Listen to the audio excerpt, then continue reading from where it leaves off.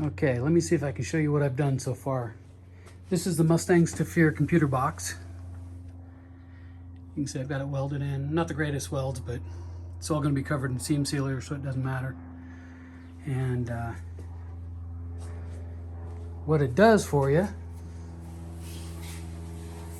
is it allows you to move, wow, sorry about that, your fuse panel and your relays up inside this wall up here in the box, so you're not fighting the gas pedal,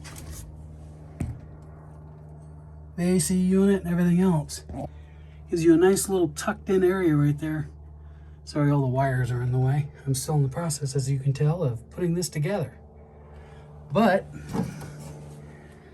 I have modern fuse panel and everything else all tucked away in there. On the other side, it's going to be the computer for the Coyote motor over there.